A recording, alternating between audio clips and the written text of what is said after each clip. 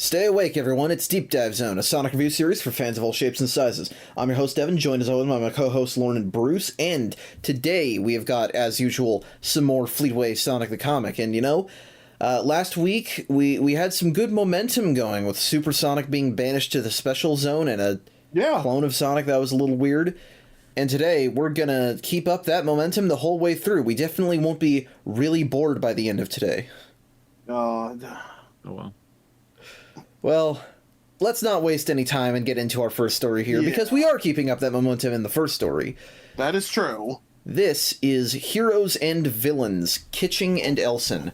Sonic chases down Super Sonic in the Special Zone, but the dimension proves far more vast than he anticipated. Yeah. Hey, the Chaotix let Charmy back in. Apparently. Yeah, of course. I expected as much they wouldn't. Of course. Yeah. Also, was Vector's tongue always green? Yeah, it was. I've definitely seen this before. Oh, interesting. I didn't notice that. That's weird to me. That shouldn't look like that.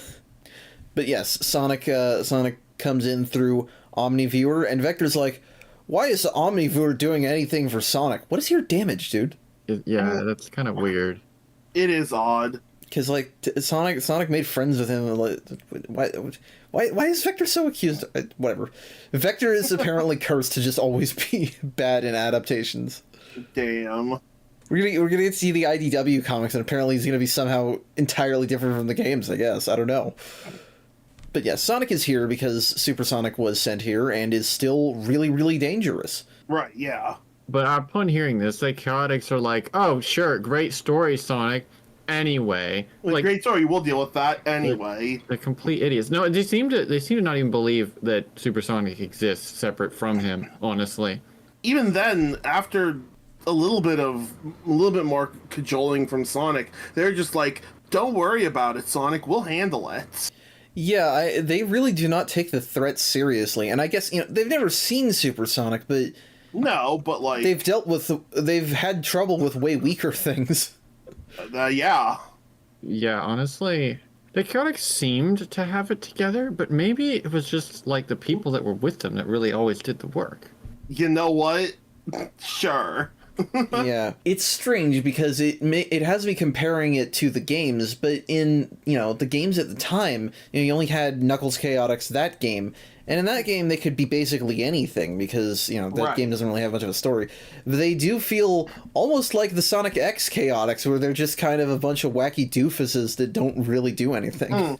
That's an interesting comparison. Yeah, they do. And, in the games, they're still wacky doofuses, but they can get shit done. Sure, yeah. They do clarify something we've been wondering for a while, though, which is that the Special Zone is like an entire universe with planets and cities? Alternate universe. Weird retcon, honestly. Interesting. And it is a retcon, most definitely. It is, yeah. The Special Zone was definitely not this previously. There was no evidence of this before. Sonic is surprised. You cannot convince me that Robotnik hung out in here and didn't mess around with anyone else. Just didn't care at all, too. That doesn't make any sense. I guess he was just that much more concerned about Mobius? I don't know why. I don't know Sonic why was gone for 6 months. Usually I'd be like, okay, he's focused on Sonic. But when Sonic's gone, there's no excuse. Yeah. Yeah. Well, and we had been in here multiple times, and it's like nobody even mentioned there being other people until OmniViewer brought out the Chaotix, and they had to explain, where the heck they're from, or how they threw Fang in jail or whatever. Right. But yes, we're leaving the Chaotix hideout and touching down at New Tech City, which is comic book land, I guess. Basically. It is. Yeah. It is constant city fighting heroes and villains mayhem, hence the title of the story. Yeah. This, at least, we had some inkling of recently, because this fits right in with the fundamental 4.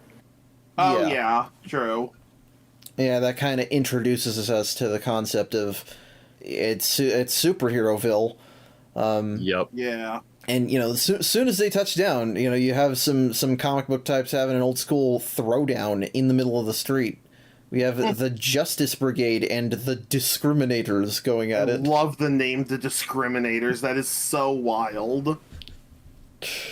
Republican superhero team. Anyway, Sonic and the Chaotix arrive Right. And we're gonna, I guess we're gonna help out. Might as well. But Sonic is not built for this environment.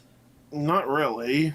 And I actually do think that this is an interesting detail because Sonic is used to just smashing robots, and only occasionally is there another dude running them, but it's obvious. But these burly muscle men are confusing. Who's a hero and who's a villain? Why are we fighting? Exactly, yeah. He's even just confused about who the fuck he's supposed to be fighting, other than the Chaotix, obviously.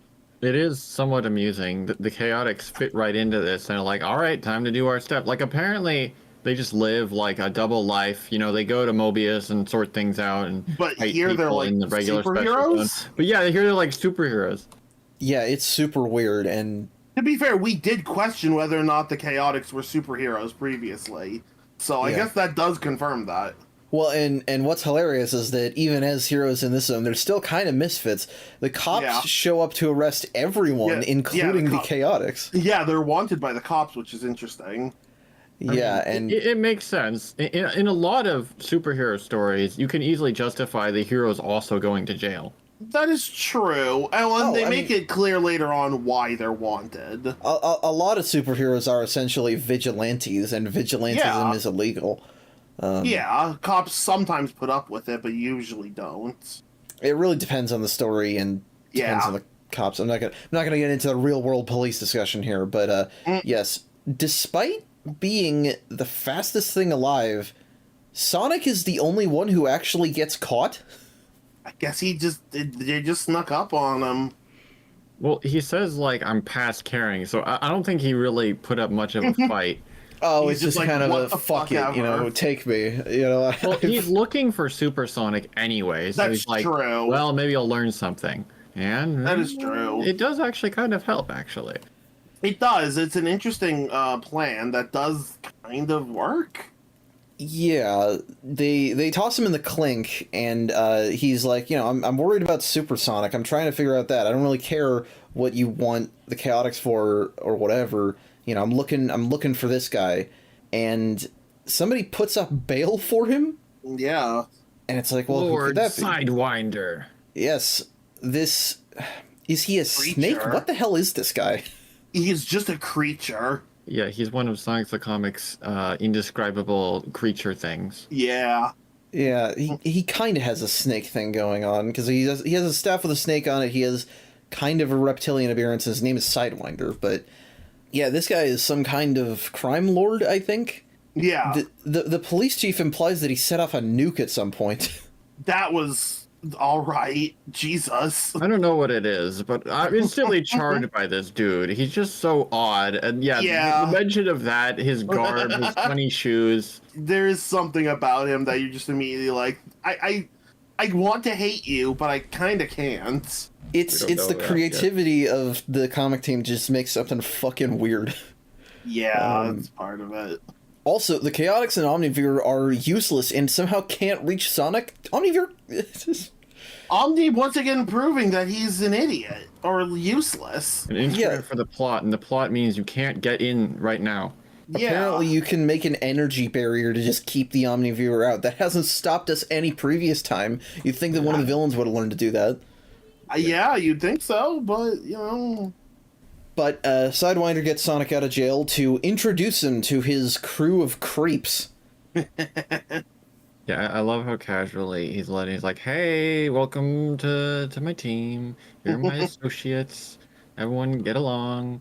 Sonic's Yeah. like, well, what? No, I don't care. There's something I have to do. right. He's just like, I have I have a mission. You're interrupting me. Yeah, I'm looking for Supersonic. And it's like, well, yeah. Who do you think the last member of my crew is? Yeah. Yeah, there he is. And I'm not... How did he know that Sonic was in the Special Zone or on this planet? Well, Yeah, that's a good question. who? Supersonic? Okay, my notes don't actually say who. I assume that it's Sidewinder, because Yeah. Sidewinder bailed Sonic out on Supersonic's request. But I don't know how either of them knew this, because I thought the whole point was that Supersonic was supposed to be really hard to find. Yeah, honestly, this is weird. The weird that I'm not as concerned with, except for the fact that Supersonic would come up with a plan to capture Sonic at all. It's not Supersonic. I guess Supersonic has just really calmed down compared to the way they were before after being separated by Sonic. I don't know how I feel about completely changing their character though.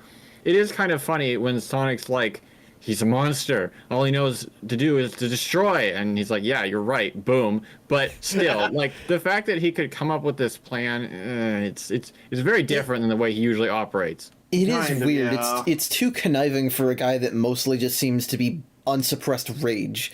And yeah, that is hilarious because Sonic's like, no, you shouldn't make a deal with Supersonic. He's just unsuppressed rage. And then Super's like, yep, and then explodes. So they're trying to have their cake and eat it, even though that is really funny. Yeah, it is a good moment. So yeah, he destroys the entire building, and the other Sidewinder goons try to attack. We get a very, very brief look at some of their powers. These guys are going to appear in more stories, but it's like... Oh, okay. I wasn't actually expecting them to ever show up again. Well, and it's like, I don't have a lot to say about them. We have this Dr. Jekyll, Mr. Hyde guy. I was about to say Dr. Jekyll and Mr. Hyde. Except he's called Mr. eye Fry. blasted. Yeah, he gets eye blasted immediately. The robed one, Lightmare, also is not able to do much. Does he even do anything? Oh, he does. He fights later. against... Yeah, he fights later. Okay. Yeah, but Lightmare, Biohazard, and Mr. Fry. I'm just trying to remember their names because... Right, yeah. But yes, Supersonic only really cares about Sonic anyway. He's about to kill him, basically, because Sonic is no match for him. But the Chaotix finally show up at the last second from Omniviewer's portal. Why didn't they do this as soon as Sonic was out of whatever? These guys don't really seem very smart. Kind of nobody in the Special Zone does right now, if I'm honest. Kind of, yeah. But Sidewinder is one of their many nemeses, so he sicks his gaggle of goons on them while Sonic and Supersonic continue fighting, so it may as well nothing have happened. Yeah, basically. Kind of, yeah. Except, hey, look, the Omniviewer is here. That means the plot's gonna be fixed soon. That's how it works. Pretty much. Little bit, yeah. So, Lightmare fights Charmy, Biohazard fights Mighty, and Mr. Fry fights... I got Biohazard mixed up with... Biohazard fights SBO, Mr. Fry fights Mighty. They're whatever, but it does give us a big 2-page spread. I do appreciate that. Yeah, those are always appreciated. But Sonic's plan is kind of weak. He just knocks Super into Omniviewer's portal and then is like, teleport him to a different dimension. And then the viewer's like, but he'll destroy people wherever he goes. We have to deal with them ourselves. And I just have to say, A, what did Sonic even say to get you to agree to this? And B, are there no dimensions that are just like empty? Oh yeah, send them to oh wait, that wasn't a dimension. I was thinking the one that was already devastated, but that was actually just a zone.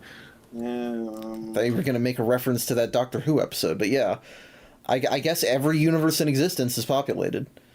My biggest thing here is that how the heck can Sonic get the jump on Supersonic? Good question. Yeah, I don't know, because he's not being distracted. Yeah. They've been fighting each other this whole time. It seems I guess I'm looking at the 2-page spread, and Sonic kind of bounces around in an angle, so maybe he just didn't know what angle he was going to attack him from. Yes? I don't know. It's a little unsatisfying to be like, oh, Sonic beat Supersonic because Sonic is the hero. Like, that's kind of what it amounts to here, in my opinion. Yeah, I mean, that's part of the problem with making your villain overpowered to begin with. I don't know. But either way, viewer doesn't actually do Sonic's plan. He does his own plan, which is to pause. He gets Supersonic inside his screen and then pauses it, rendering himself inert and Supersonic frozen. It's a plan. I mean, at least it's not something completely contrived and nonsensical. It's something I would believe that he could do, knowing that we already know we can do. So, sure. Yeah, it's kind of a heroic sacrifice, I guess. Yeah, because the pause doesn't just pause Supersonic, it pauses Omniviewer as well. Right. Yeah, he which I guess means that he just doesn't get to talk. and I guess they have to pick him up and move him because we cut to the Chaotix base later, and they I guess they just mounted him on the wall, I guess. Oh, that painting of yours sure is an interesting conversation piece, honey. But it's obviously not over yet, because a week later, Charmy's like, hey, Supersonic's hands have changed position. Oh boy. And I'll say, he notices that the art does not really reflect that. He looks basically identical in every drawing. He does. So you can clearly see that a finger is sticking through, and then later 2 fingers. Oh, yeah. Okay, that is true. Okay, I guess that makes sense. Yeah, fair enough. Okay. I didn't make that connection that was what that was. But you know what? We have our first moment where someone is justified to hate Charmy because he elects to not tell anyone. I disagree. God damn it, because Charmy. they wouldn't believe him. They probably wouldn't even hear him. They just call him Like, annoying. shut up, Charmy. Yeah, they just call him annoying.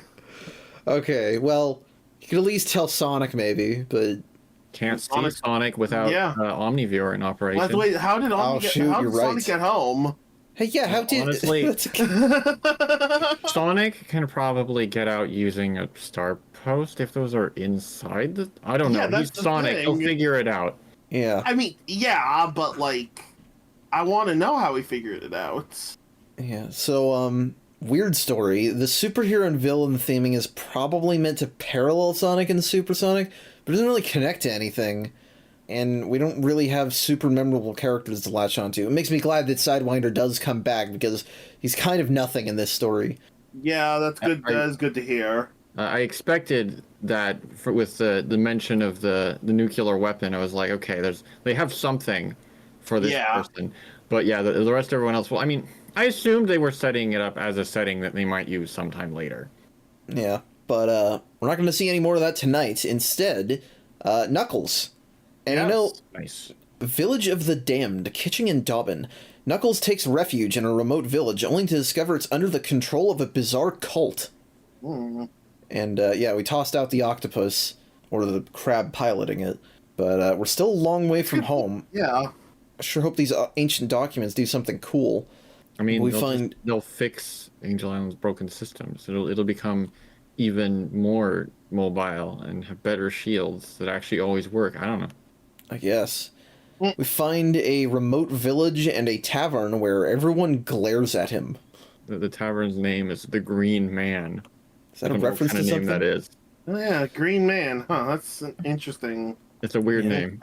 Yeah. Everybody glares at him, but despite that, the landlord of this establishment offers him a room for the night anyway. And is like, oh, we'll even bring the box up for you. Which I thought would be a sign that it would get stolen or something, but it's actually completely irrelevant to the story. Yeah. So obviously, like, this is not a good place. You get the uneasy vibe here, but I expected someone to like attack Knuckles in their room or something, but no, that's not how this goes, apparently. Yeah, the whole bar is full of evil, and they're like, Knuckles, he's the one. Oh man, we gotta get to doing our work. But what it actually ends up being is that Knuckles is in bed and hears screaming outside, and looks out the window to see a frigging witch burning going on. Yeah. Yep. Jesus. So he's like, oh, I better stop that. And okay, technically it's just a regular ritual sacrifice, no witch pretense. Yeah. But he jumps out of the window and he knocks out the dudes, unties the girl, ducks into a barn. And, you know, the barn is obscured from the commotion. It feels like they don't go very far to get there, but whatever. It says at the edge of town, so I guess Knuckles is just really fast. But the sheep girl he saved says the town is under the control of a cult trying to sacrifice her to the moon goddess. The Knuckles comics seem to just be weird situations that Knuckles gets mixed up in. Kind of right now, yeah. But they're like, she's like, oh, you know, there's a superstition that they sacrifice people and it makes the town prosperous and guarantees a good harvest. Now's a good time to mention, listeners and friends, you should play Night in the Woods. Anyway, she says for Knuckles to get some sleep, and he does until the cultists wake him up, because Sheep Girl set him up. It was all a ruse. Knuckles is the real sacrifice. What? I once again ask, why didn't they let him fall asleep in the inn and then get him there? Yeah, this is such a weird way to lure him out. That is, yeah. And they're doing all this because the prophecy foretold that the sacrifice would be red. Huh? They also say they can do this because Robotnik doesn't care who they kill as long as he's left alone. This is kind of interesting. It's so weird. They honestly do a pretty poor job, in my opinion, of portraying a world ruled by Robotnik. But if that is what I'm supposed to accept, they've not really shown a whole lot of like people treating it as a lawless land, because I guess it would be as long as Robotnik didn't protest to something. Yeah, it's lawless other than Robotnik's laws. Which Right. I feel like he would tolerate stuff as long as you were like paying taxes and he didn't feel like turning you into a badnik. As long as it causes the kind of misery I like. Yeah. But yes, they put Knuckles in a wicker ball and light that shit up. He tries to appeal to Sheep Girl, but Knuckles notices that the leader holds up this red gem staff whenever he talks, and she's just like, nope, Knuckles needs to die. This is also how we learned that the leader's name is Mesmer, even though nobody said his name before. Oh. This comic does that occasionally, where they just know the villain's name, or somebody's. There's also this weird illustration of Knuckles with, like, super high-quality, sharp eyebrows. They look like they've been penciled in. It's very weird. They do, yeah. Or rather, like, the way that some people pencil on their real eyebrows. Anyway, this doesn't matter. Yeah. Knuckles smashes at the bars of his wicker ball, which they're just made out of wood, aren't they? Yeah, usually. It should be pretty the easy trees to around break. here are pretty high quality wood. It's hardwood. It's mahogany, or it's like, yeah, it's like polished. Like they shouldn't burn well. Whatever. But yes, he smashes at the bars of the ball until it rolls down the hill and into the river, which puts the fire out and breaks the sticks, which I guess is fine. If they're on fire, they're more brittle. Yeah. The cultists surround him, but Knuckles takes Mesmer's staff extremely easily. He just kind of jumps over one guy and grabs it. And he's like, I'll give an incantation of my own. Break the control of the people's minds here. Sure. And it's like, okay, easy. You know, that's easy. The day is saved. Except, the rooster dude from the bar steps out and reveals he's Dr. Robotnik. What? What's the Completely out of point of left this field. reveal? What are we What the doing fuck here? is the point? Yeah, this may have... Why did you do... Why bother? You could like cut out this end part and it would change nothing in the story, basically.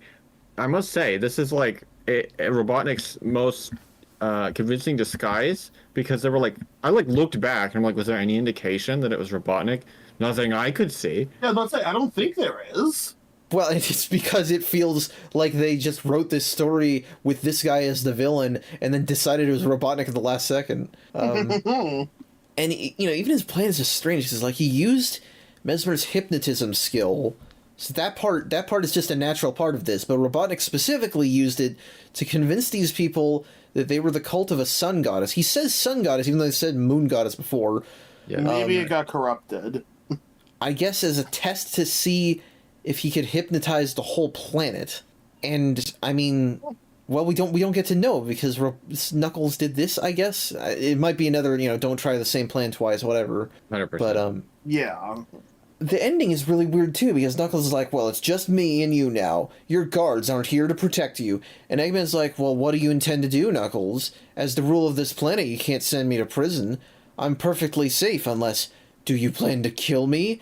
And he has this inflection and this, like, terrified expression. Is that, like, mock fear? 100% is mock fear. Oh yeah, 100%. And Knuckles is like, don't tempt me.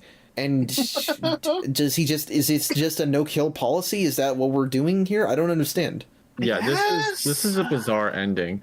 They could have tweaked this a little bit and it would have worked a lot better. If Knuckles had taken the staff and maybe it broke the spell or something, but then the population, after Robotnik revealed himself, it's like, oh, it's Dr. Robotnik. Of course, we would never betray Dr. Robotnik, the rightful ruler of Mobius. And then they, like, stood in front of Knuckles. This would make a lot more sense. But instead, Robotnik is just like, hey, what are you going to do? Like, Knuckles could just, like, give him to the villagers and be like, you lock him up or something. I feel like they would after what he's done to them. I would Like, assume it's so. not like he can't do anything. Yeah, well, it's like, what, he says, you don't have anyone here to protect you. It's like, you could at least kick the crap out of him a little bit. But he also says, what does he mean by, you can't send me to prison because I'm the ruler? Nobody likes you! So, I mean, that's not strictly accurate. I do think if he tried to send him to a regular prison, it would not end well.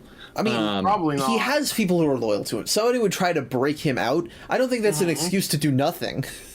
No, I agree. I'm saying this doesn't make zero sense. It just makes little sense because Knuckles could just think of something a little smarter than that. Yeah. So that's that story. I liked it up until a certain point. Yeah. I like cults as a villain. I don't know. Well, it's an interesting concept for a villain. I think it's just kind 'cause- of doesn't go anywhere here. I think it's just because with evil organizations or empires or whatever, you have to have some amount of either just following orders or, just genuine belief in an evil system. With a cult, people can be delusional, but they can still be themselves to some extent, Yeah. which I just think makes for interesting characterization. But I guess all you need is to throw Robotnik at it to make it stop. So, moving along. Scream Theme Park, Stringer and Corona. In the Casino Night Zone, a conspiracy is afoot on the Pit Plunge roller coaster. It's another Why theme does park. anyone trust theme parks on Mobius? They're always evil. I don't get it. Here's a question. Has there ever been a theme park in the Sonic franchise that hasn't been an evil trap? I can't think of one. Because all of them in the games have Eggman in them. And Yep. every comic that I remember so far has had Eggman in them to some extent. Yeah. Maybe something Yeah. in one of the cartoons. Maybe.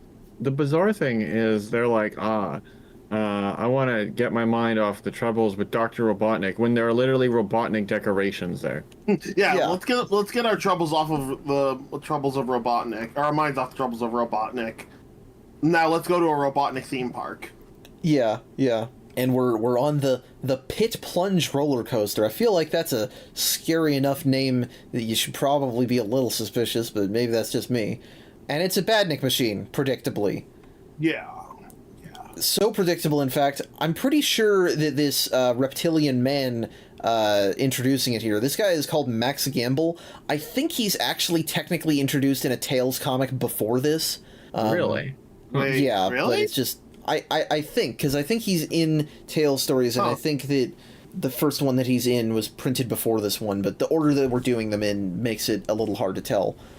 Fascinating. Oh, so this is out of order. Okay. It's not a big deal, because it doesn't really make a difference, but my point is, readers at the time, I think, would have been able to know that it was suspicious already. But, yeah, the coaster's a badnik machine, and the hooded guy on the back of the coaster has a different idea, and it's Short Fuse? Yeah. Yep. That's not the first person I would have expected. He doesn't really seem like the undercover type. Not really, but why not, I guess? He does Yeah. seem like the type that would don a cloak, though. Oh, Yes, yeah, I he can would see do that because like, I need to look cool and brooding. But there's troopers here. He fights the troopers. They try to start the Badnika fire anyway, and he shocks himself pulling the cable apart. Yeah, the All right, sure. electricity conducts through him. Sure. Yeah, which obviously that makes sense because it's made out of metal. I don't know how that doesn't kill the guy inside. Well, good question. But they try to shoot him again, and as usual, the heroes feel so invincible a lot of the time in these comics. It doesn't matter that he did that. They try to shoot at him, and he just shoots back before they can. So, I mean, with Sonic, or they wouldn't really do it the same way with Tails, but, Johnny, I guess, or any of the others, yeah, I see what you're saying. But Short Fuse, like, his whole thing is, like, practically invincible cybernetic. True. I'm not surprised at all, and this is exactly how I would expect it to play out. It doesn't feel... I mean, yeah, sure, it's, I like, guess if it were- a little unsatisfying, but it makes total sense. I think it would be fine if it were something other than electricity, maybe. Just because that's the one thing I expect to have an effect on someone wearing mech armor. I guess.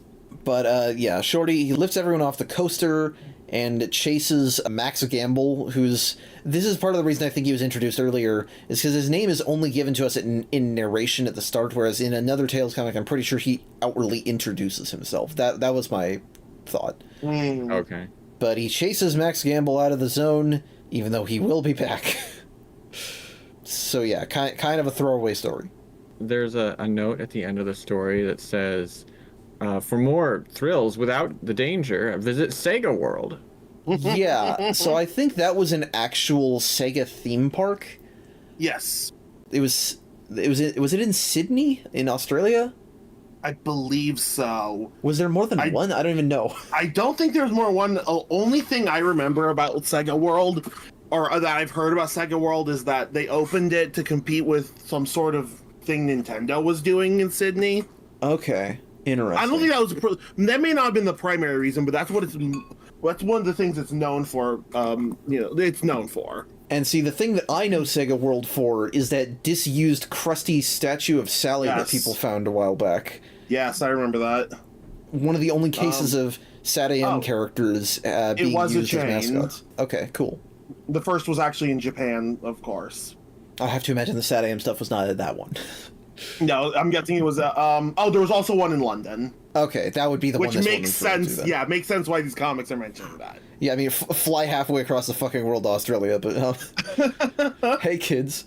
Anyway, next story. It's Tales. We're back to Tales comics. That would be bad, but it's actually not too bad this time. It's not awful, especially because most of these are pretty short.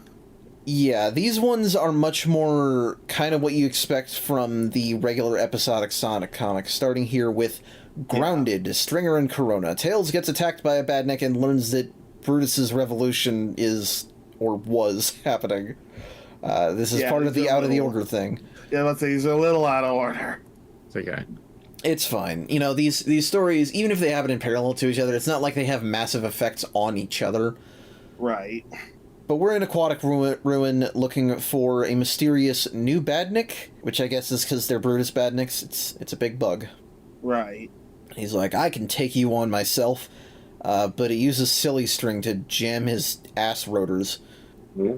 It ties up their tails so they can't fly. That makes sense. Yes. It does, yeah. I just used funny language. Anyway, it chases him, and it talks to him, which doesn't usually happen with these. Well, so these are Brutus badniks. Yeah, Brutus badniks have... Yeah, you never know. On point. Yeah. They're weird. The face is bizarre. I really don't like the face. It's got 4 eyes and, like, teeth and, like, an underbite. It's very strange. I really hate the teeth. It identifies itself as a spider moth badnik made by Brutus. And, yeah, whoops, we did that last week, but it's fine. The one thing I question is, why is it here in Aquatic Ruin? What's it doing here? What's the point? Yeah, it should be fighting with the others, shouldn't it? Yeah. I guess he thinks he made enough, which I guess he did technically make enough. It was only the Robotnik armor that actually beat him. That's true. So maybe he was spreading them out to other Robotnik outposts to sort of take control. Yeah, that's probably the idea. But Tails decides I'll fashion a large fly swatter by pulling back a palm tree. So you know what? Why the fuck not? I do like that. Like, finally, we're seeing Tails like try interesting tactics, have cool ideas. The only thing is, how can he pull back a tree like that? That seemed a little beyond his ability. Yeah, I would expect that from Knuckles, maybe. Tails has been kind of frail physically. Yeah. Maybe it's a really rubbery tree. I guess.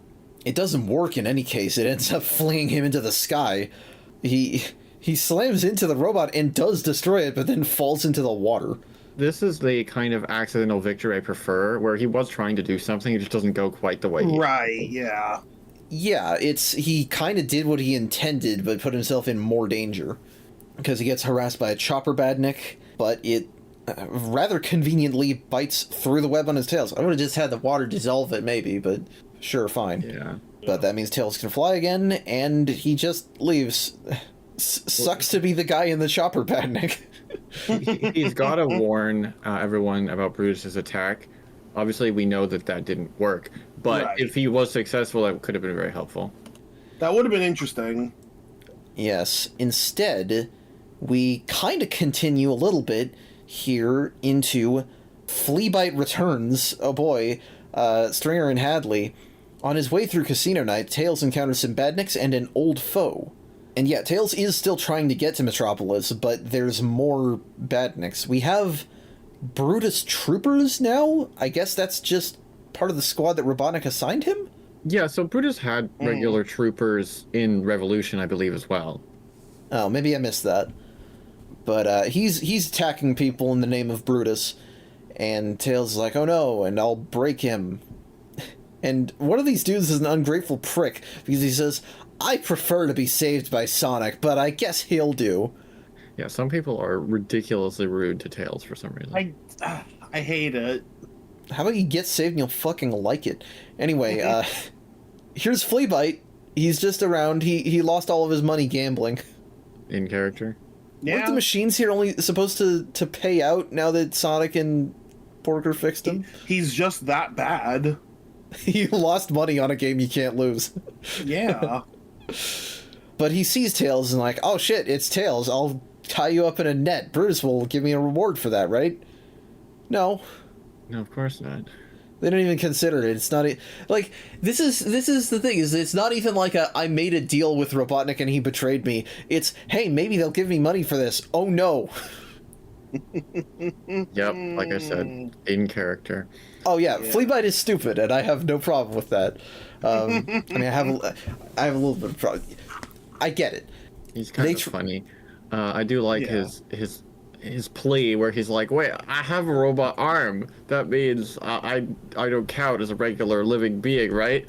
It is kind of weird, though, that apparently the Mobians aren't going to be turned into badniks. They're just going to be executed. Yeah, I don't know what's up with that. If that's true, then why are they being captured first? Yeah, why not just gun them down in the street? I guess they want to execute all of them at once? That's my only guess. I guess? Maybe they're going to be used as show for, like, generating fear or something. I guess I could see that. Yeah. But, yeah, they throw Tails in prison with Byte, and Tails is like, well, you know, what if we do an alliance thing to get out of here? And, well, they do. Fleabyte's claws can pick the lock, and Tails says guns are bad and kicks the guard in the head. I actually really like this because so often it's like, cool dudes with guns, and Tails like, no, cool dudes fight without weapons. He says Sonic so taught him that. Contrary to the expectation. Which and it's funny because like resident try-hard cool guy Short Fuse uses a lot of guns. Amy uses a crossbow. That's kind of a gun. Yeah. Yeah. I guess it just needs to literally not be bullets. Yeah, Sonic should have a word with Amy. But the Short Fuse thing, he's supposed to contrast with Sonic. He's the renegade. Also, Sonic has definitely never said cool dudes don't need weapons to win a fight. I know that in like Shadow the Hedgehog, he's like, I wouldn't be caught dead using one of those things. But this is a different continuity. That's right. And actually, Sonic did use a gun in that story with the Death Egg. Oh, the meme. Tails is making shit up. I'm not saying that it's Tails is completely full of shit. I'm just saying it was funny in the moment. Oh, no, it is funny. It is really funny. Anyway, they dump some syrup on the ground to make the troopers slip and get... Didn't it make them stick? It's syrup. That's what I was going to say. They slip on syrup and get electrocuted by a giant pinball machine. And it's like, A, syrup is sticky, not slippery. It should glue them down. And B, pinball machines don't electrocute you. Or at least they shouldn't. Not usually. Like, is this place still under Robotnik's control or not? Yeah, that's the question. It's another case of, like, if he controls the world, why are people still going to an amusement park? It's not very well world built. I do not think that he actually is in control of it, though, because at the end here, everyone seems to be just happy and peaceful, and they're not like, oh, great, back to, rule under Robotnik. Yes, thankfully the citizens here do appreciate the Tails helps, and they actually ask him to stay here and defend them, be the defender of Casino Night, which is a new role the Tails will take for a little bit. Yeah, depending on how long of a break they were there was in reality between these stories. It was like, okay, well, they're doing something different for a little while. Also, we completely brushed over, but Fleabyte betrays Tails and then gets tied up in a net and just left with them, which is what Knuckles should have done. Just leave Robotnik with whoever you just saved. I mean, yeah. I don't even know if Fleabyte shows up again, so it's fine. But yeah, Tails becoming a little more independent. I like that. And he is going to stay here, which is why he's not in the Revolution story, I guess. Yeah. But, you know, he has his own parallel thing going on, and it continues here into Tails' shock tactics, Stringer and Hadley.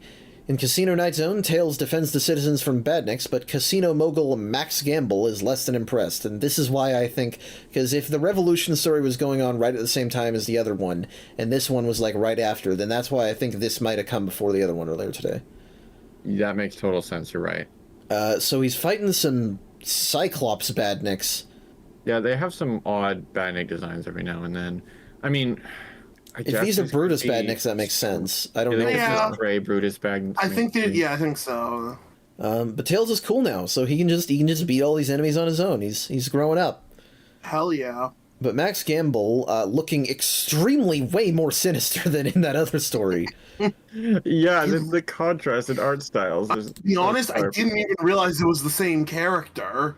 Yeah, that might be until he said his name, and I'm like, wait, really? Yeah. In this head-on shot, he looks more turtle than lizard, which he did in the other story. But then in the side view, he's definitely lizardly. But he's not impressed. He's losing visitors to his casino due to these badnik attacks, and he's annoyed that the literal 8-year-old isn't breaking them fast enough. He's working on it, asshole. How about Tails just sits on his ass and let you get turned into a fucking badnik, prick? Fuck you. But we're actually supposed to, like, actually be angry with this dude. For one, someone being rude to Tails is, like, the whole point. No, he's a villain. Yeah. Maybe we were not supposed to know he's a villain at this point, but we know he's a villain now. And, well, these ape men, Mark and Sparks, are... Well, they're kind of creepy looking for one thing, but they come here telling Tails that, oh, you should disguise yourself as a badnik to find out where their secret base is. Badniks have secret bases? I guess so. This smells like a trap. Yeah, definitely. Like that, yeah. But Tails, well, I can believe that he's a little bit naive. So he does it anyway. And yes, there's an abandoned building full of... Well, these are definitely Robotnik badniks, aren't they? Because I see bat brains, I see probably either a Motobug or a Buzz Bomber or both, and there's a Orbinaut. Yeah. So maybe these aren't... I don't know. It might be an art style thing, you know. Maybe the script just specifies badniks, and even though it should be Brutus badniks, the artist was just like, oh, here's badniks. You know, you could think that, but wouldn't it be more interesting if after Brutus got defeated, some of the Brutus badniks allied themselves with the regular badniks? Ooh, interesting. Yeah, I mean, we don't see what Robotnik did with the remaining robots, so it's possible. That's true. Judging by how badniks operate in this universe, I could totally see them just instantly respect Robotnik's authority. Yeah, I could see that. Yeah. But Tails blows his cover immediately, and they attack, so he just runs away. And they chase him over some electrical tower things, and then Mark and Sparks activate them to electrocute all the badniks into exploding. Yep, so it wasn't a trick.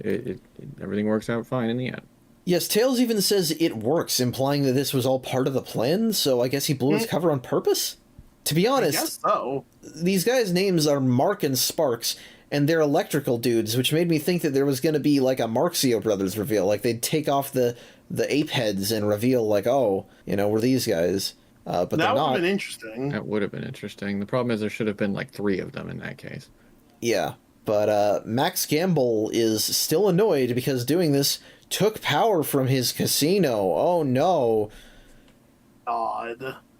But the crowd boos him and threatens to not go to his casino until he fucks off. Good.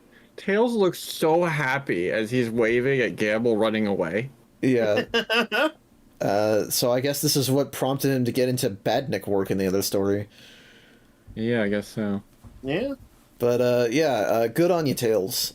And, well, continue being good on you in here, this next story. Changing Times, Stringer and Flint.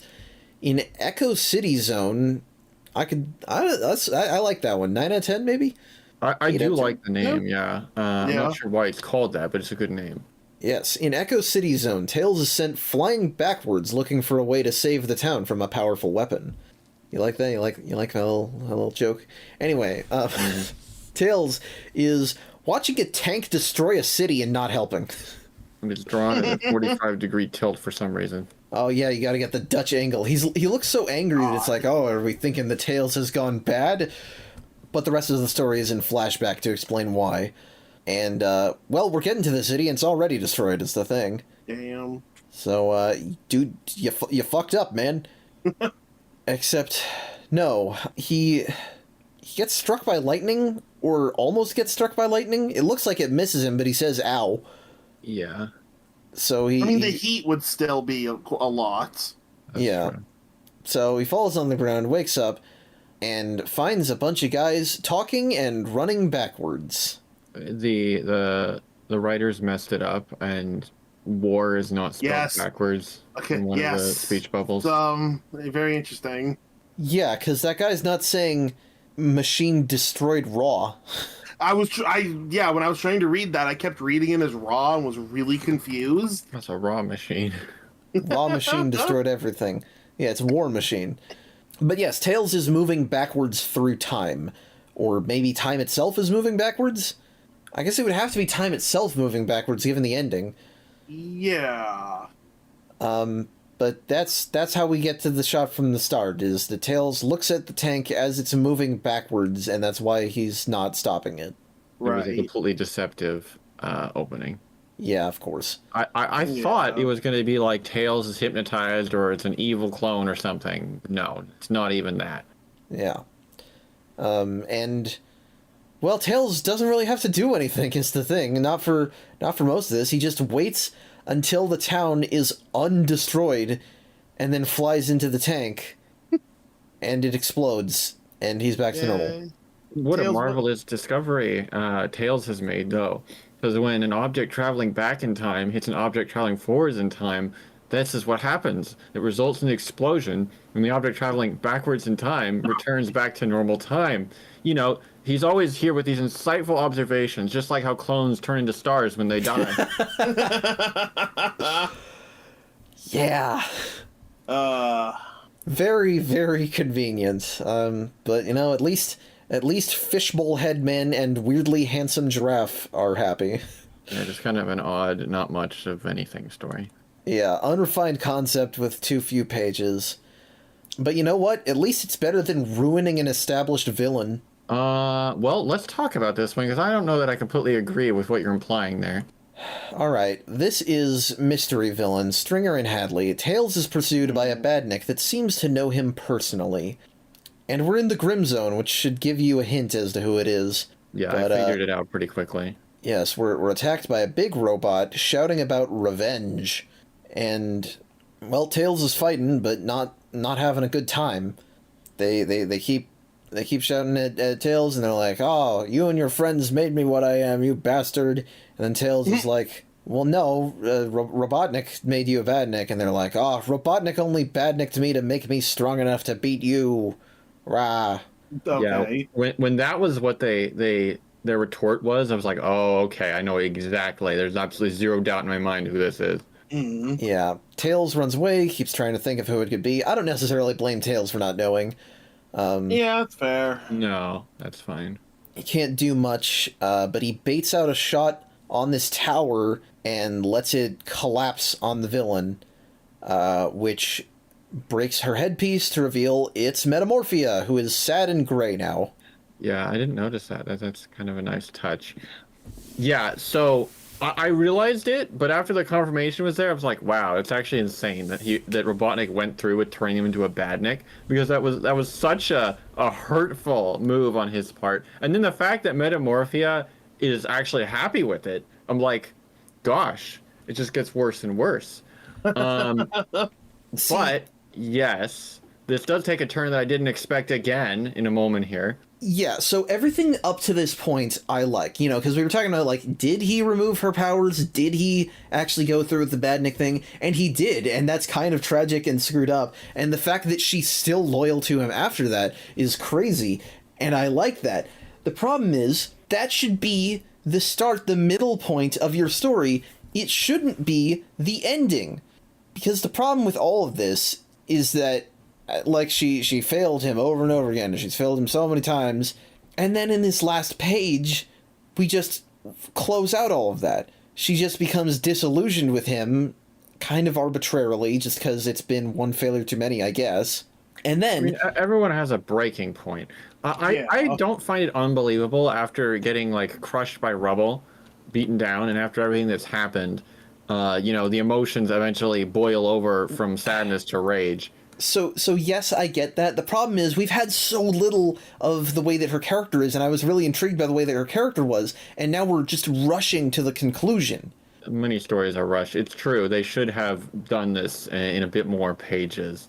Well, it's not just that they should have had more pages. I just wanted more stories. I wanted to push that dynamic further before we got to this point, is what it is. Because Metamorphia was always a villain with a lot of potential, both for the heroes and for her interactions with Robotnik. We didn't get enough of that before this point, which is, we're ending her story here.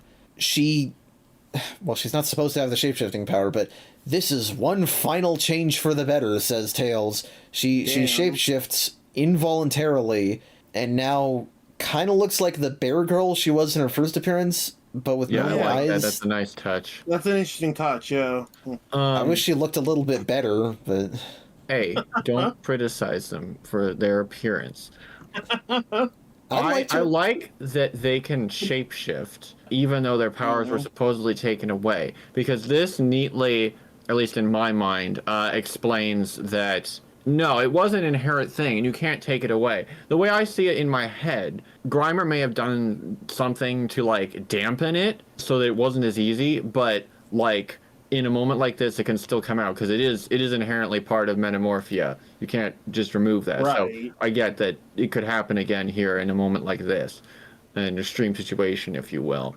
Though I gather from the way you're speaking about this, Devin, that Metamorphia might not show up again, because this excited me, because I'm like, oh, we get to see a new side of Metamorphia now. Well, I'm interested to see where this is going. Yeah, I guess in the moment it may not innately disappoint you, but I guess I am spoiling that this is her final appearance. She doesn't show up more. Okay. Well, that's pretty disappointing. Yeah, that's disappointing. Yeah, that's the thing, is that it's not that it's inherently a terrible idea for a story, it's just that it feels like a waste. Yeah, Metamorphia definitely should have showed up again, because I don't feel like this has to be the end of their story. I was assuming that Metamorphia was going to show up again and, like, have to, like, adjust to, like, normal life or something like that. Like, I can see ways you can go from here and keep it interesting. Well, and because there are other characters that they do a story like that. So, I don't know. And the thing with their appearance is just, it's just the small eyes and the lips don't go together, I think. But it's not supposed to look entirely normal. I just want Sonic characters to look like Sonic characters. She looked more like a Sonic character before, is the thing. Okay. But the Tails says, that's what I call a reformed character. Which reminds me of fucking Ascension of the Cybermen when Jodie Whittaker Doctor's like, that's what I call an internal conflict. But that line is so fucking bad. Anyway, yeah, so I would like to have had more of this character, even though this story isn't necessarily terrible on its own. It's not awful, but... No. It's a decent enough ending to the character, I suppose. Just have it later. Put more stuff in the middle. Yeah. Anyway. At least they gave her an ending at all. I could have easily seen them, like, forget about her, and, you know. That's fair, yeah. Yeah. Well, let's move along to something even less consequential. With Sneaker Seeker, Stringer, and Corona, some new footwear brings Tails new struggles. Science Bearman is happy to see Tails. Science Bearman, who has green hands. Oh boy, I wonder who this is, with their nice dress, their bow tie, their lab coat. He invented special shoes for Tails as a reward for fighting Eggman, and ums and ers in his speech, so you know it's a fucking trap. Of course. It's Grimer in disguise, obviously. Yeah. Also, the color scheme on these boots is wild. Hideous. It's Piccolo colored, I guess, because it's green with purple and red. Yeah, well, there. Or Ava Unit 1, whatever. Yeah, it so looks Tails, better on Piccolo.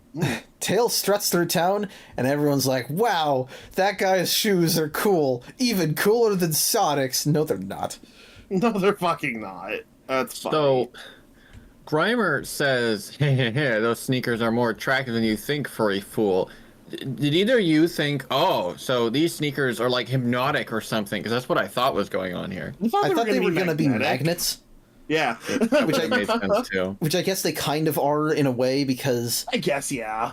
everyone runs away. Tails doesn't realize why until there's a missile flying right at him. It's a shoe-seeking missile. Damn. Yep. So he gets chased around, flies through the sky with it chasing him, until he realizes that, yep, it's the shoes. So he realizes that fact, so it's just drop the shoes. Yep. I love that Grimer couldn't even wait to go back to base. He just pulled out the device in the same spot and just stayed there. Yeah, I need to do this now. That's almost out of character, because I would expect that from Robotnik.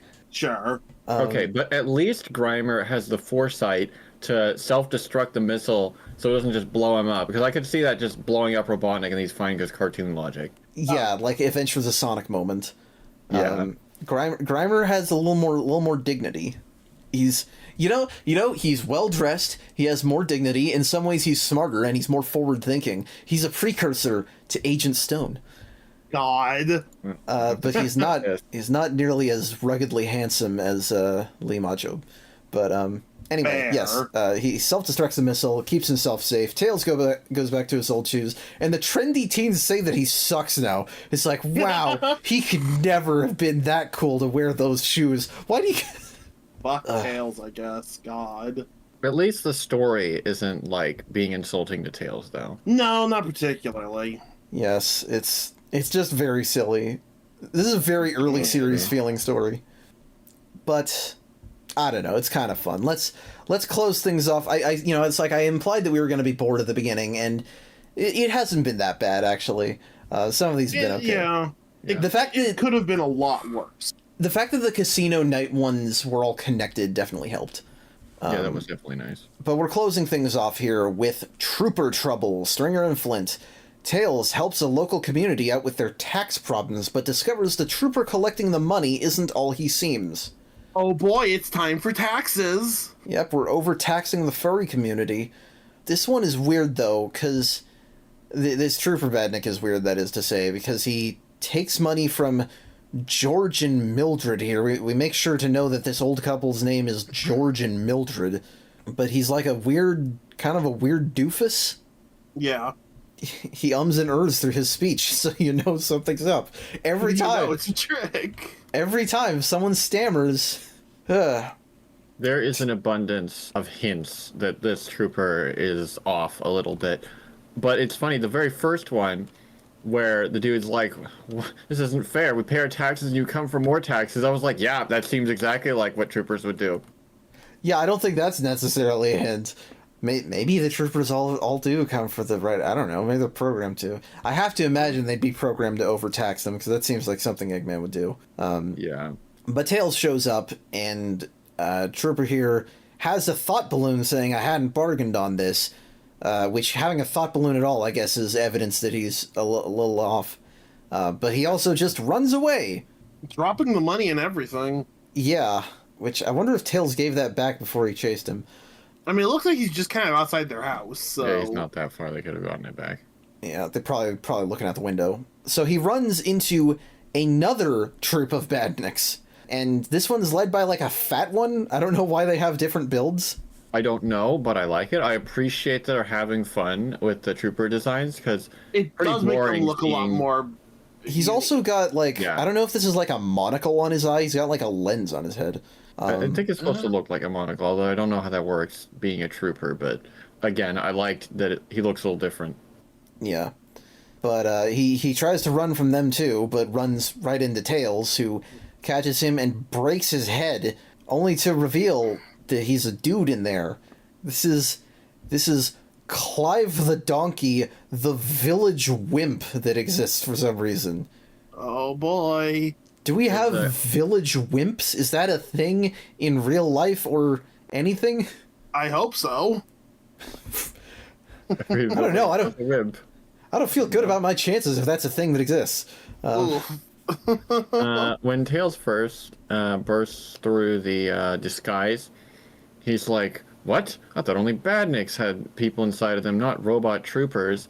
Which I know for a fact that in the beginning they called troopers badniks. But it seems like they've retconned that troopers don't count as badniks. We've had this question come up a few times. Yeah. So unless it's contradicted again, I'm just going to assume that's the way the story does it now. I keep calling them badnik troopers because that's easier, but they are not the same as other badniks. But yeah, this guy found some broken trooper armor and suited up to get revenge on the townspeople here for bullying him and picking on him. And he was picked on for being physically weak, but good with electronics instead, which really drives home exactly how long it took Western Sonic adaptations to understand Tails' character. But the two of them get kidnapped by the real troopers and herded onto a transport ship. So we're stuck in here, we're chained to a wall, but don't worry, because Clive the Underwear Man here has a screwdriver that he can use to save them both.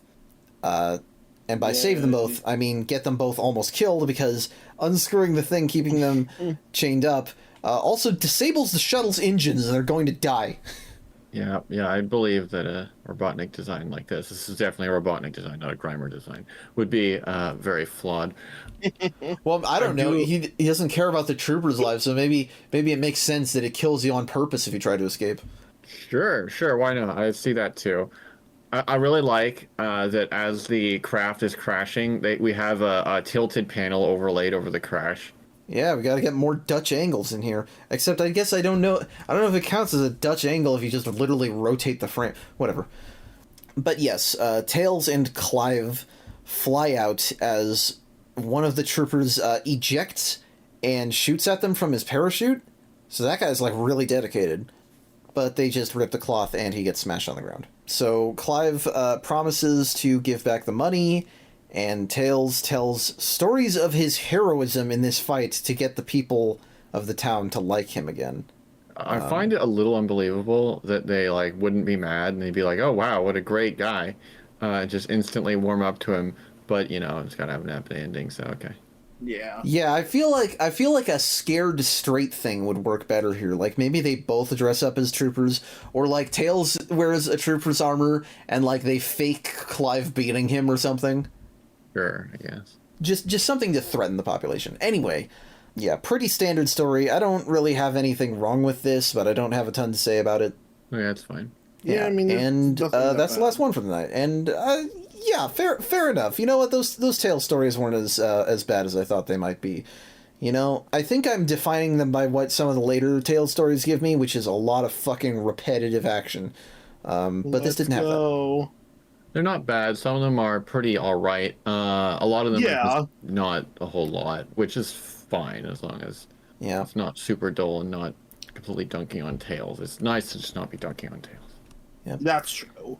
But that's where we're done for tonight. So thank you guys for being here. Thank you to our viewers for watching. If you like this episode, please feel free to share, like, comment, and subscribe. And if you have any questions, comments, criticism, or feedback, you can reach us at any of the links in the link tree in the description. I hope you all have a great night. I hope you all have a great rest of your week. And take care.